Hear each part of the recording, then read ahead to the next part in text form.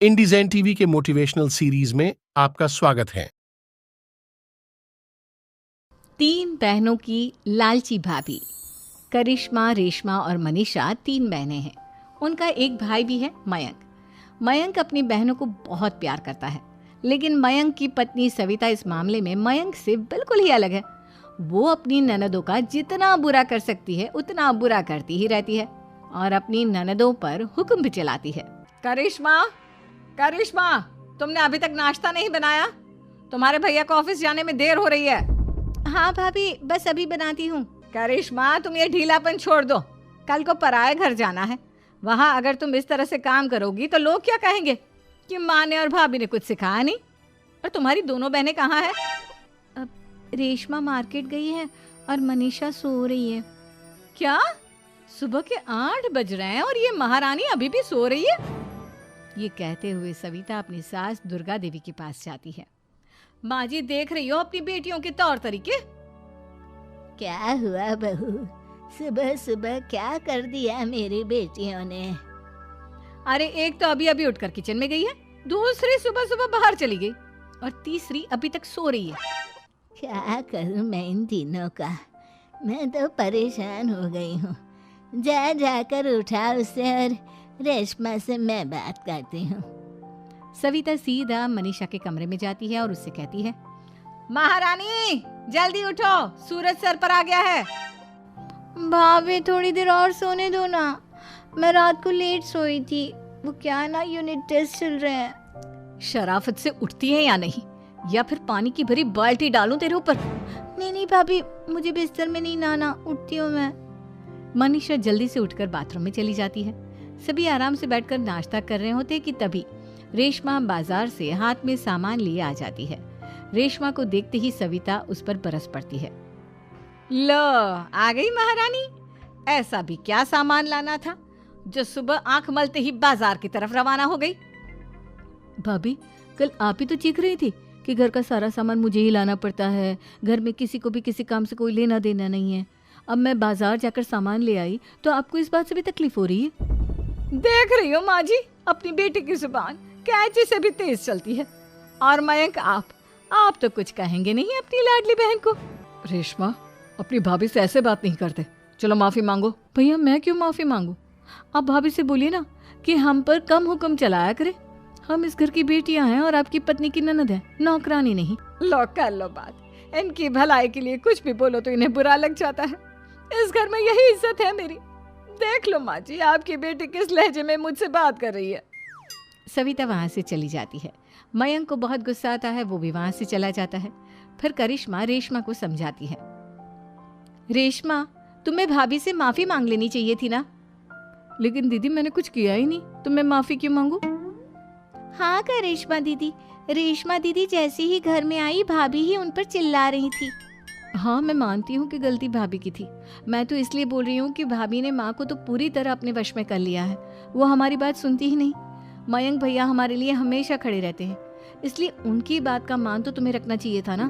कोई फायदा नहीं दीदी, कुछ दिनों की बात और है, भाभी उन्हें भी हमारे खिलाफ भड़का देंगी। फिर वो भी माँ की तरह हमारी किसी बात का विश्वास नहीं करेंगे। इसी तरह सविता अपनी तीनों ननदों को किसी न किसी बात पर परेशान करती रहती थी। एक दिन मयंक अपनी तीनों बहनों के लिए गिफ्ट लाया।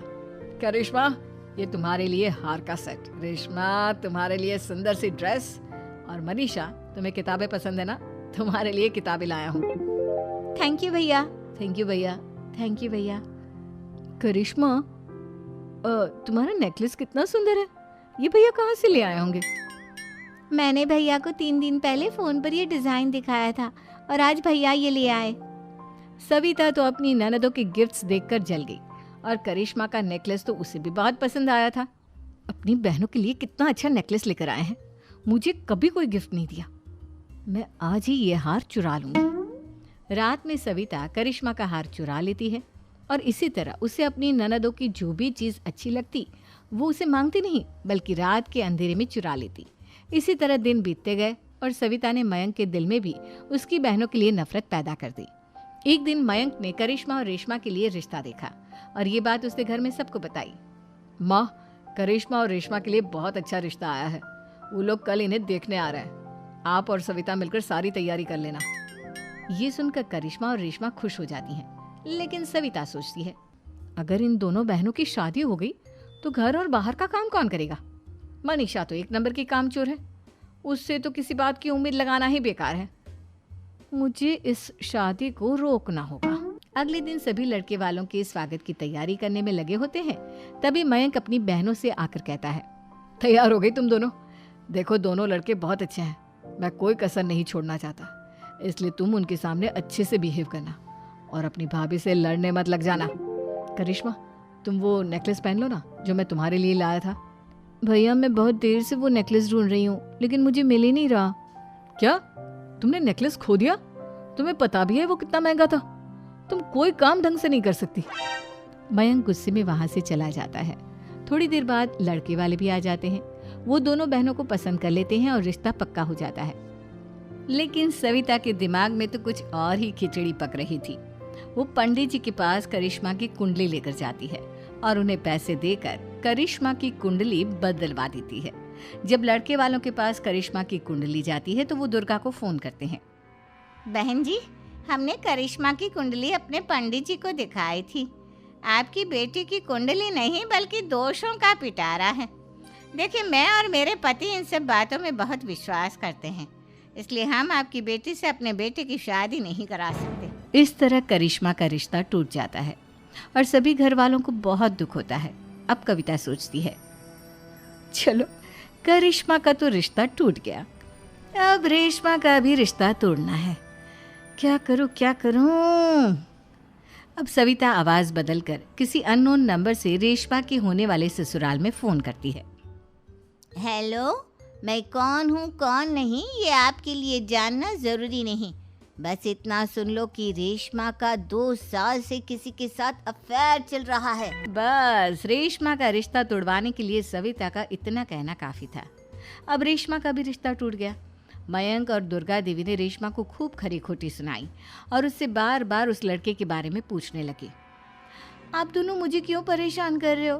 अरे कोई लड़का होगा मेरी लाइफ में तो मैं बताऊंगी ना, जब कोई है ही नहीं तो कहाँ से लाऊं मैं कोई लड़का? तो तेरे होने वाले ससुराल वालों को फोन किसने किया था? माँ मैं नहीं जानती किसने फोन किया था, मैं सच कह रही हूँ। मैं तो पहले ही कह रही थी इसकी लगाम खींच कर रखो, लेकिन मेरी सुनता ही कौन है। आप चुप रहिए भाभी, ये सब आपका ही किया धरा है।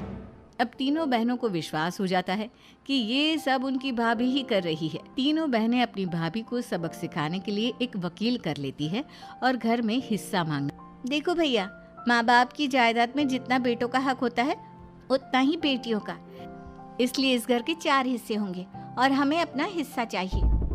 मैंने तुम्हारे लिए क्या क्या नहीं किया और तुम इस घर में हिस्सा मांग रही हो? भैया, आप और माँ हम बहनों की कोई बात नहीं सुनते हो और भाभी हमारी शादी नहीं होने देगी क्योंकि उन्हें लगता है कि आप हमारी शादी में ज्यादा पैसा लगाओगे और उन्हें हम जैसी फ्री की नौकरानी कहाँ मिलेगी। तो हम भाभी के साथ तो रह नहीं सकते, हम बहनों को अपना हिस्सा चाहिए। अरे तुम्हें शर्म आनी चाहिए अपने भाभी पर ऐसा इल्जाम लगाते हुए।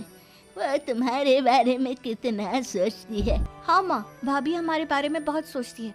दिन रात बस यही सोचती रहती है कि किस तरह से अपनी तीनों ननदों को परेशान करूं और कभी मुझे पढ़ने भी नहीं देती। दोनों बहनों का रिश्ता भी तो इन्होंने ही तोड़वाया है और रात में हमारे कमरे में आकर हमारी चीजें भी चुराती हैं। इसी तरह सविता की तीनों ननदें अपनी बात पर अड़ी रही। अब कोर्ट में तारीख भी शुरू हो गई। जब सविता को लगा कि उसकी तीनों ननद इतनी आसानी से नहीं मानने वाली, तो उसने अपने पति और सास को सारी सच्चाई बता दी और अपनी तीनों ननद से माफी मांगी। मयंक और दुर्गा को भी अपनी गलती का एहसास हो गया। अब सविता खुद करिश्मा और रेशमा के लिए अच्छा